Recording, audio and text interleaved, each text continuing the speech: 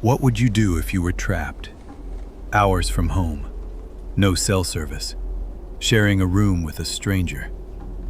And somewhere between dinner and bedtime, you found out that 2 of his ex-wives were dead. This is a real story, shared by a woman who made one decision she couldn't take back, and spent the longest night of her life pretending to be asleep, hoping that's all it would stay.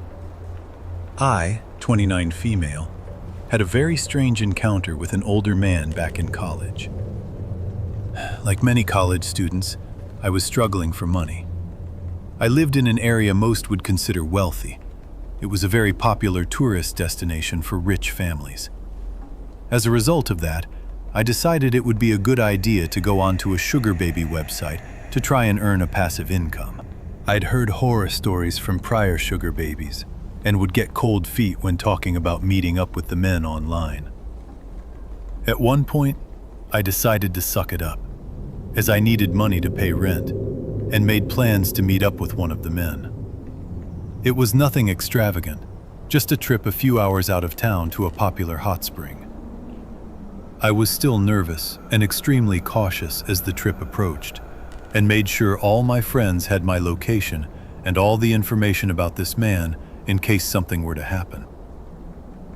The night before the trip, he had reached out to confirm the plan and wanted to make sure I felt as comfortable as possible. He asked if I needed him to pick me up and if I wanted my own room at the hotel, just in case I wasn't wanting to stay in a room with him. I told him I'd drive myself, so I'd be able to leave freely at any time, and said I'd like my own room. Driving to meet him, the nerves kept growing. I should have listened to my gut. When I arrived at the hotel, it was anything but what I had expected. It was a tiny, dingy motel with about 10 rooms and looked almost abandoned. I saw the man standing outside talking to who I assume was a worker. They seemed friendly, like old pals. I got out of my car and went to meet the man face to face for the first time. He was nothing like I'd expected. He looked very dirty and tired. He asked if I wanted to take my things to the room, and as he opened the door, I saw 2 beds, one of which already had his belongings scattered about. I asked about the separate room, to which he informed me the motel was sold out for the night, so we'd have to share. I should have gotten in my car and left, but I was tired after the long drive, and it was getting dark. Sharing a room with a stranger seemed more logical than driving hours home, on roads I wasn't familiar with, for miles and miles without cell service, in the dark. After I put my belongings in the room, the man suggested we go to dinner.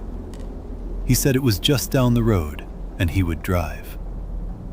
I agreed and got into his truck. I immediately noticed how disgusting it was. There was mud everywhere, and all the plastic was caked with a thick layer of what I assume was dog slobber and hair. He got on the main road for the town and drove towards the restaurant. My understanding was that it was just down the road. I was incorrect. We drove for about 30 minutes before arriving at the next town over, where the restaurant was actually located. Sitting down to eat, I was filled with dread. I didn't want to be there any longer, but it would definitely be too late to drive home once I got back to my car. I ate quickly and tried to keep the conversation polite and friendly, as this man seemed to be someone I wouldn't want to anger. When we got back to the motel, I was searching for anywhere else to stay in the area, but everything was something I couldn't afford. He then offered to take me to the hot springs, and I agreed again, as being in a public area felt the safest. After arriving at the hot spring, he enlightened me as to why he picked that specific location. A girl he used to see worked there, and he wanted to make her jealous. After a little while, it seemed that he realized she no longer worked there and wanted to go back to the motel. Back in the room, he began talking about his life, and I started to think that maybe he wasn't as creepy as I had thought. Maybe he's just a lonely old man who wanted some company. I became more relaxed as the conversations went on, until he started talking about his ex-wives. I'm a little fuzzy on the exact details of the conversation, as became tense and panicked with every sentence he added. What I do remember is that his first wife was murdered, and he came home to find her body. And the second one had gone missing, and the police believe she was killed and hidden somewhere. I calmly excused myself to the bathroom and started texting any male friend I had, asking them to come to me. It was almost 2 a.m. at this point, and no one was willing to make the drive. I did have one friend who called me and told me to leave the call running as long as I needed until I could leave. I came out of the bathroom and let the man know I was going to go to sleep. He said it was a good idea since it was so late, and headed into the bathroom. He came out after just a few seconds holding an old straight razor. He asked if I would be willing to help him shave his face before bed, and made a comment about how nice the razor feels on his neck. I declined and told him I was really tired and would be going to bed. I put my phone on the charger with the call still running, set my alarm for sunrise, and tried my best to pretend to be asleep. For the next few hours, I could hear him walking around the room and rummaging through his belongings. I am certain at one point he was standing at the foot of my bed, watching me sleep. As soon as my alarm went off, I got up, ran to the bathroom, and changed. When I came out of the bathroom, he was fully dressed, and the front door was wide open. His whole demeanor had changed from the night before. He was angry.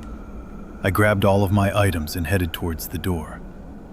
As I was leaving, he threw some money at me and yelled that I needed to get all of my shit out of the fridge, which was just a half-empty bottle of Gatorade. As I was pulling out of the parking lot, I noticed the surprising lack of vehicles for a place that was supposed to be sold out. When I got home, I went to delete my profile off of the site and saw I had a message from the man. He said he wanted to let me know how nice it was to spend time with me and wanted to come visit me in the near future. We don't know if he ever did. We don't know how many others there were before her or after. What we do know is that she trusted her instincts just enough, just barely enough, to get out of that room when the sun came up. If this story made you uncomfortable, good. That discomfort might save your life someday. Stay safe, and whatever you do, trust your gut.